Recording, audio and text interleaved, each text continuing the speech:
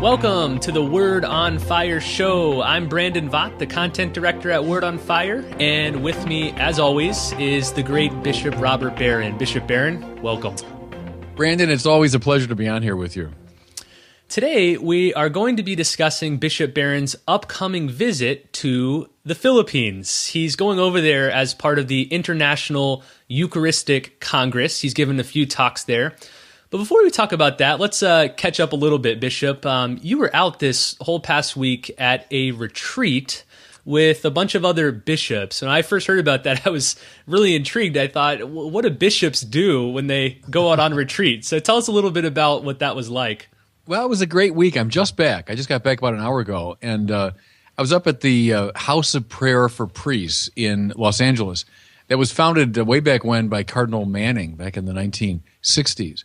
And it's a lovely place because it's in the city, but it's right near Griffith Park. And Angelinos and others would know about that. Griffith Park is kind of like Central Park. It's right in the heart of the city, but it's like you're in Wyoming. You go up on this hill, and it looks like you're in the Wild West. It's where the Hollywood sign. People know that. It's right near there. Anyway, the House of Prayer is kind of at the foot of that mountain. So it's a lovely little oasis in the middle of the city. I gather with the bishops of the Los Angeles province. That means roughly the bishops of Southern California, like from Fresno to San Diego. There are about 20 of us or so. So you have the ordinaries, the bishops of the dioceses, plus auxiliaries, plus a number of retired bishops. So there were, a lot of us.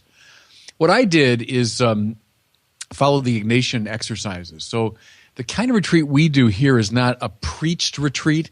That's when you have a preacher come in and addresses the whole group, 2 or 3 times a day. We had a silent retreat. And that's very conducive to the Ignatian exercises, where you meet with the director just once a day for about half hour, maybe 45 minutes.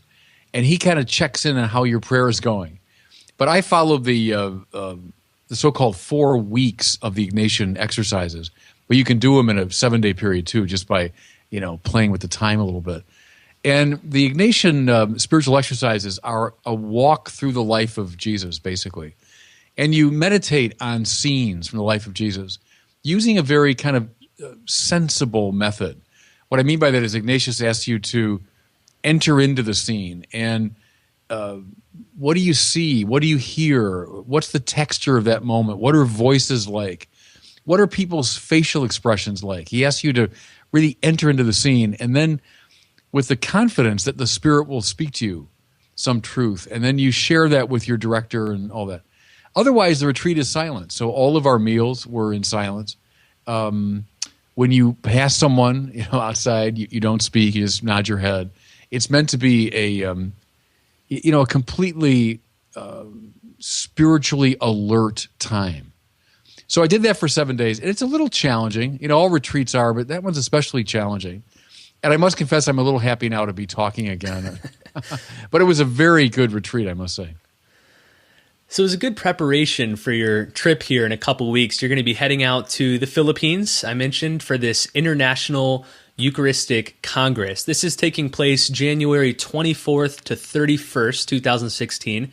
And it comes on the heels of Pope Francis's own visit to the Philippines. He visited about a year ago in January 2015. So there's a lot of momentum and energy there in the Philippines.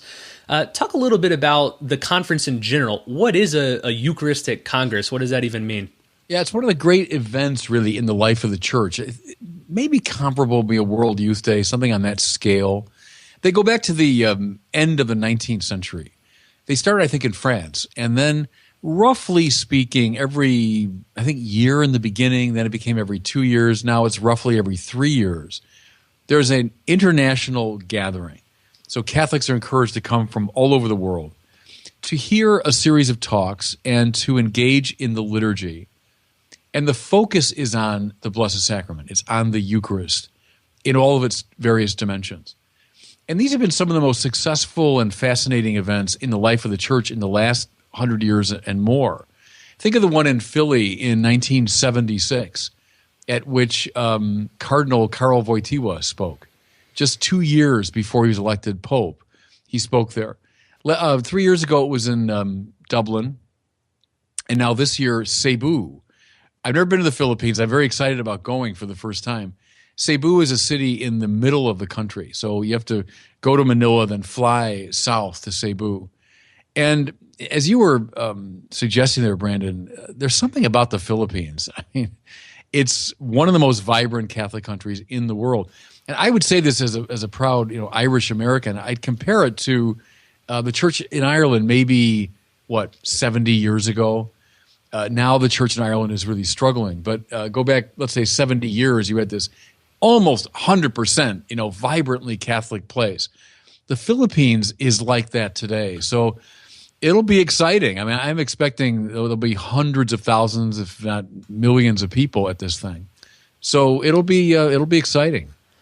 Now, this is the 51st International Eucharistic Congress, but way back in 1926, they had an International Eucharistic Congress in Chicago. Yeah. And I only know that because whenever I'd come to visit you at Mundelein Seminary, they had these almost unbelievable pictures of hundreds of thousands of people all in around Chicago at Soldier Field, at Mundelein.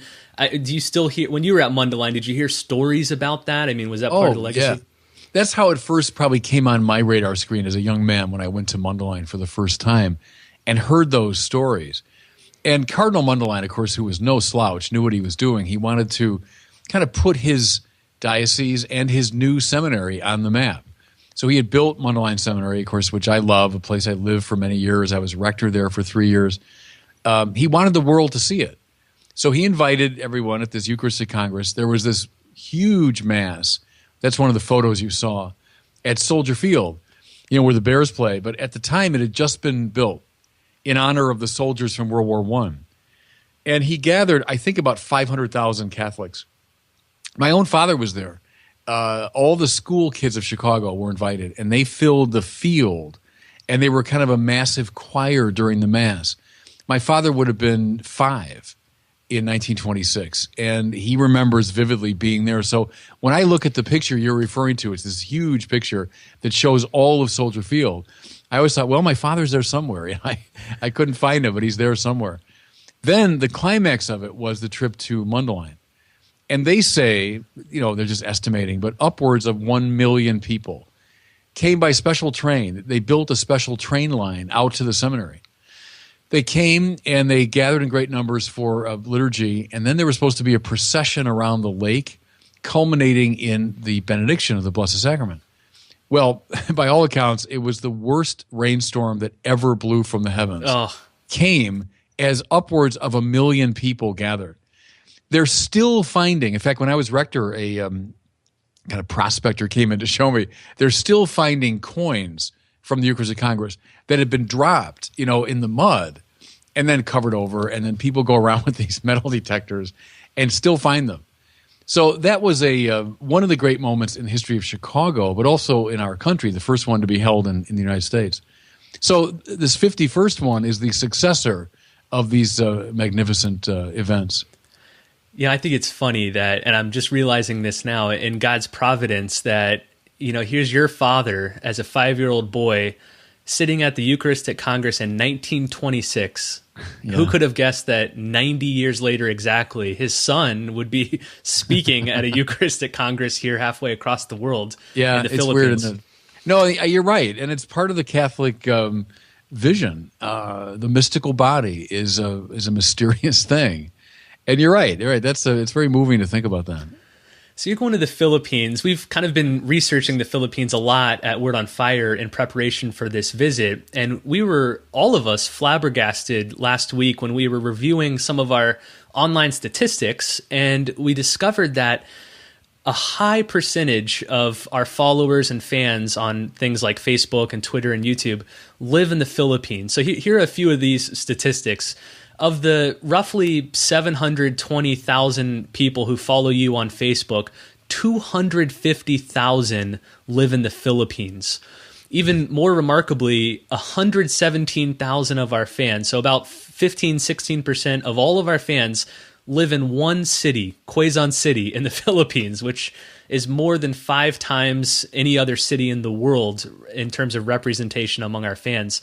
The second highest represented city on Facebook among our fans is Cebu City, which is exactly where this International Eucharistic Congress is being held. So there's obviously a lot of energy, momentum, faith among the Filipinos.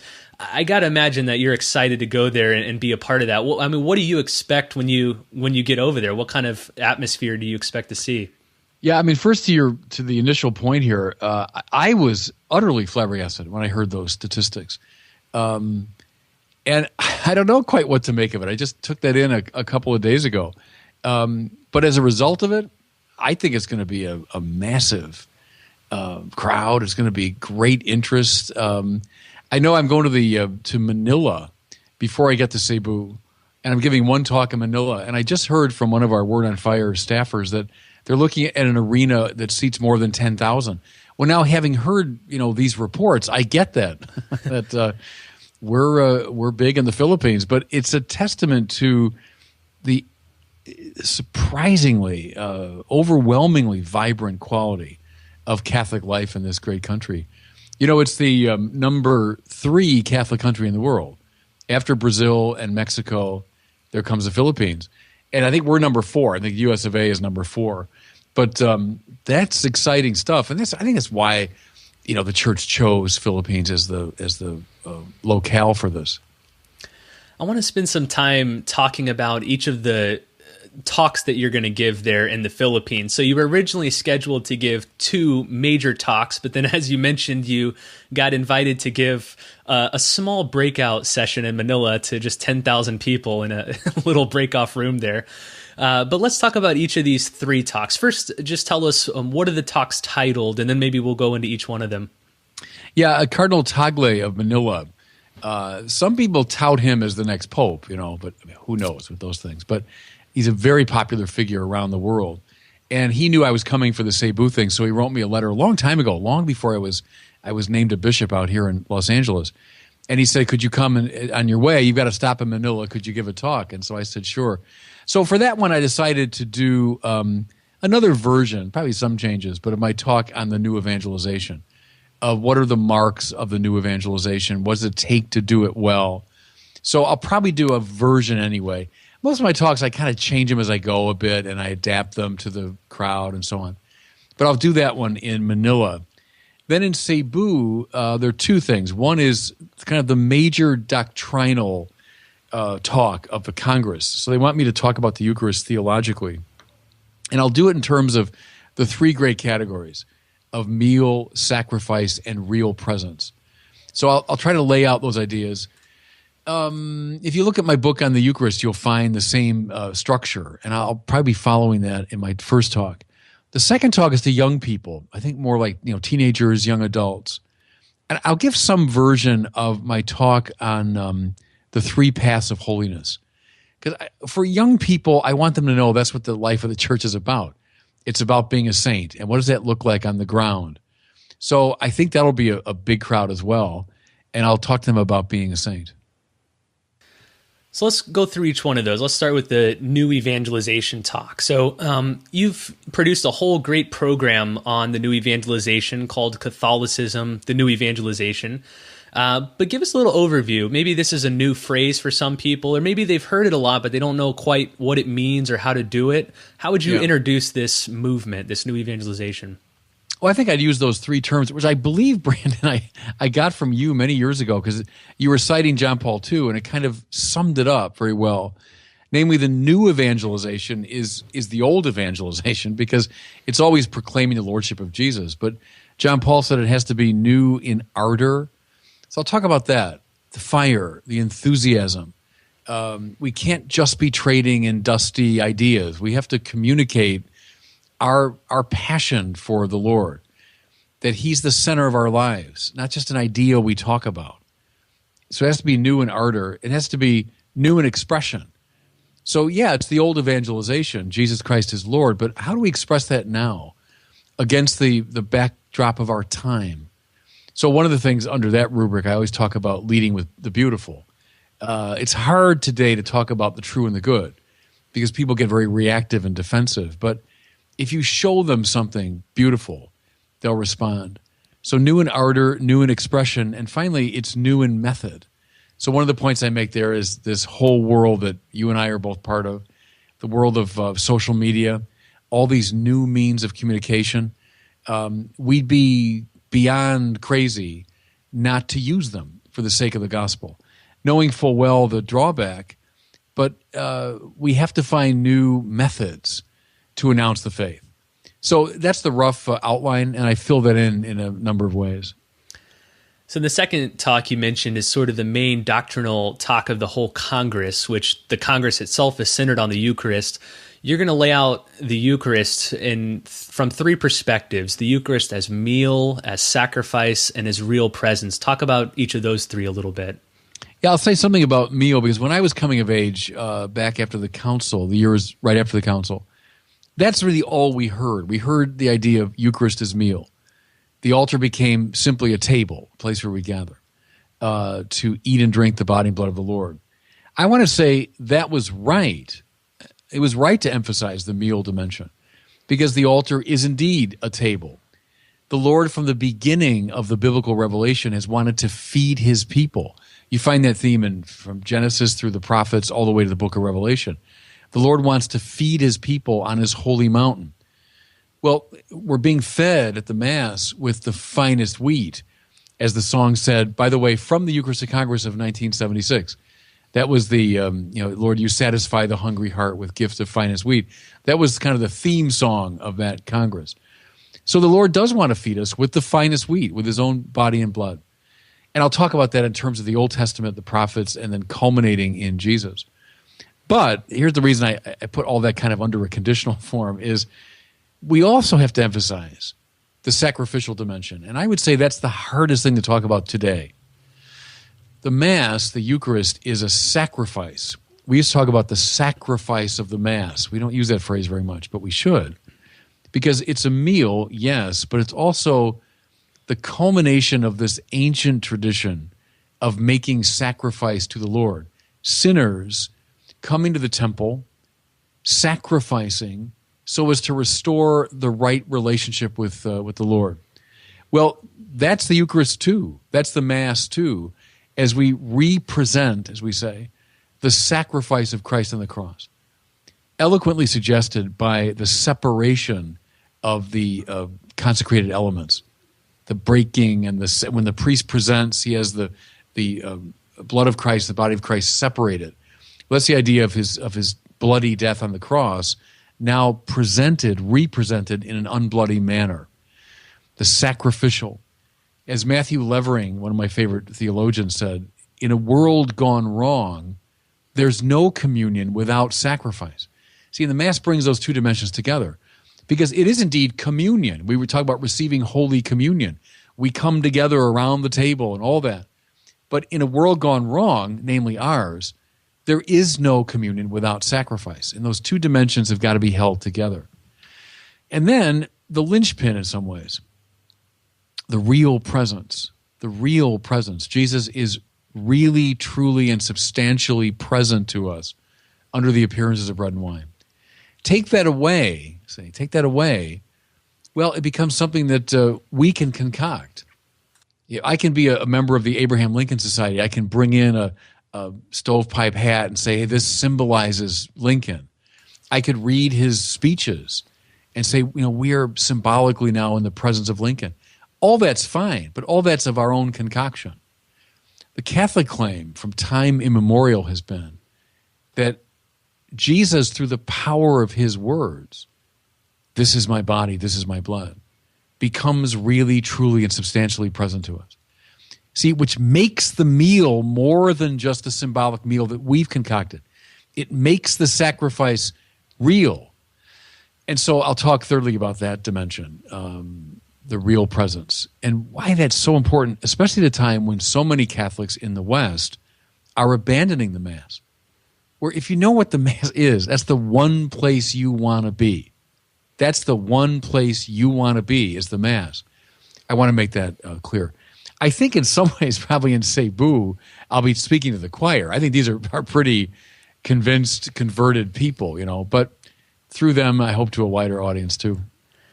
Most of the surveys here in America show that if not a majority, then a sizable minority of even Catholics who self-identify as Catholics still don't necessarily believe in the real presence of the Eucharist. In fact, I found that many Catholics, when you mention this or allude to it, are a bit surprised that Catholics really believe that that's truly the body and blood of Jesus. Why do you think? Is that because of sort of the disenchanted secularism in our culture? Or why do you think that this belief in the real presence is so troubling? Well, go back to John chapter 6. It's always been troubling. It's always been a hard teaching to take in. That's exactly what the crowd say to Jesus. I mean, who can handle these words? So, not to excuse people today, but I think it's always been hard to believe. Look at the number of Christians over the centuries who have fallen away from this belief. So one of the marks of the Reformation in the 16th century was a real struggle with the doctrine of the real presence. Luther held it in a somewhat mitigated form, but then soon after Luther, almost nobody held it within the Protestant world. So it's always been a struggle.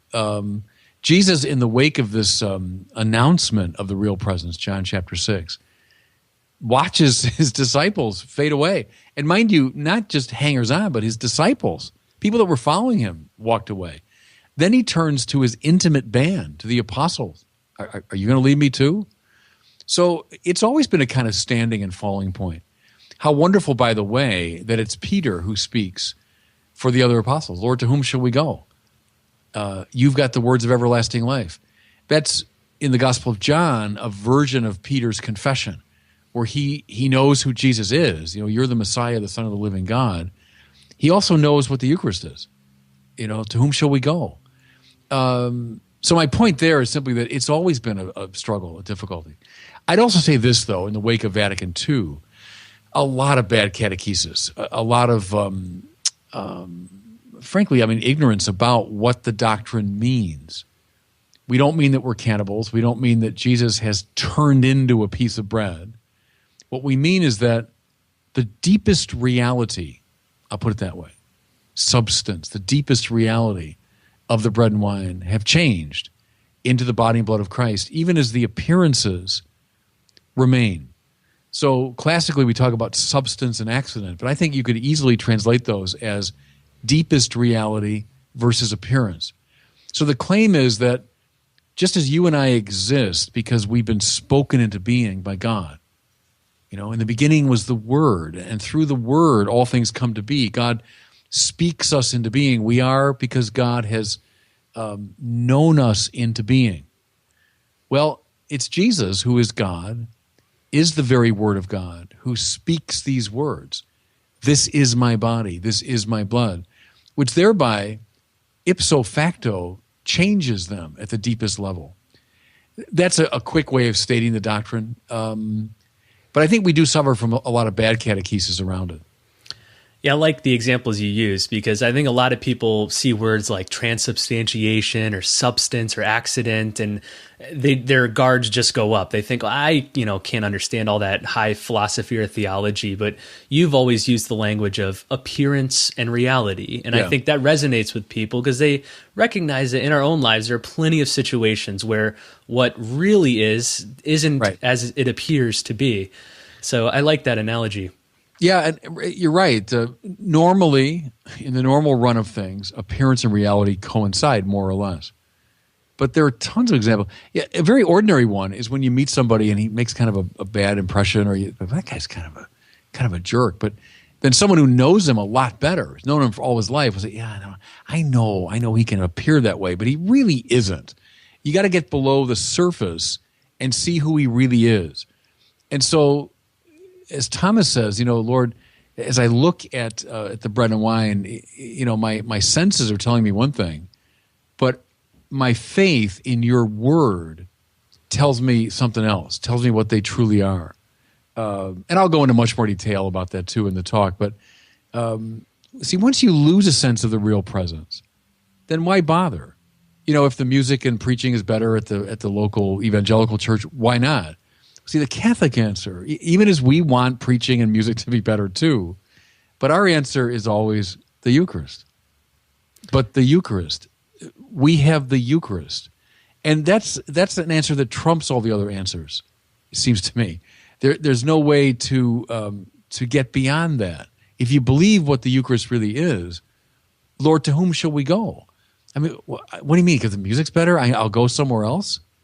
Lord, to whom shall we go? You've got the words of everlasting life. That's why it's so important.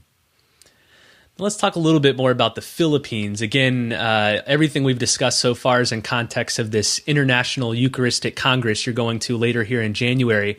The Philippines is one of the most Catholic countries in the world. About 85% of the country identifies as Catholic. They have the third highest population of Catholics in the world, only behind Brazil and Mexico. Why do you think that is? I mean, is there something in their DNA or something in that area? Why is the Philippines so deeply drawn to the faith? Yeah, it's a really good question, and I don't have a good answer, to be honest. See, compare a few things. Look at when Catholics came to Japan so many centuries ago. In fact, this new Scorsese movie is coming out based on Shusaku Endo's great novel, and it's about that time. Think of Paul Miki and his companions, these great Jesuit martyrs. But it didn't take in Japan. I mean, the Catholic faith, the Christian faith in general, has not taken in Japan. Now look at Korea, which is very close to Japan geographically. In Korea, it took off. Look at the Protestant, I think the largest Protestant megachurch in the world is in Korea, I think. But both Catholic and Protestant Christianity flourished in Korea. Now you say they have better evangelists. I don't know. I mean, Paul Miki was no slouch, and I don't know. Is there something? Remember the old phrase? It's from Tertullian: "Anima naturaliter Christiana." There's a naturally Christian soul. Now he meant it really universally that all of us are ordered to Christianity. But is there something in as you say, the DNA, something in a culture that just makes it receptive? The Philippines, both. The Philippines itself, but also Filipinos around the world. It's become almost like an amusing observation people make that they're the Filipinos in the back of the church. There's some Filipino ladies, and because they're keeping the church alive in many places, including our country. It was true in Chicago. It's eminently true here in Los Angeles, where I am now. I don't know, but I think there's got to be something in the culture, in a certain receptivity toward the Christian message. But it's a good question to keep asking.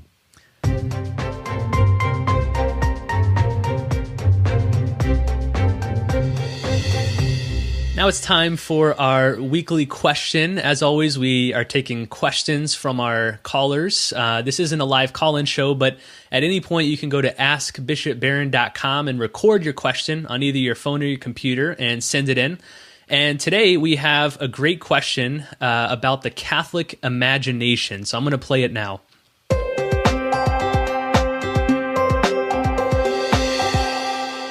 Hello, Bishop Barron. This is Byron from Manhattan Beach, California, and may I add welcome to our state. In your work, you often use the phrase, the Catholic imagination. And when I hear this, I immediately can hear our atheist friends saying, yeah, that's right, it's your imaginary friend that you guys are projecting with your Catholic imagination. So I was wondering if you could clarify a bit what you mean by this term and distinguish it from what would be imaginary. And how can we connect the Catholic imagination to the real? Thanks very much.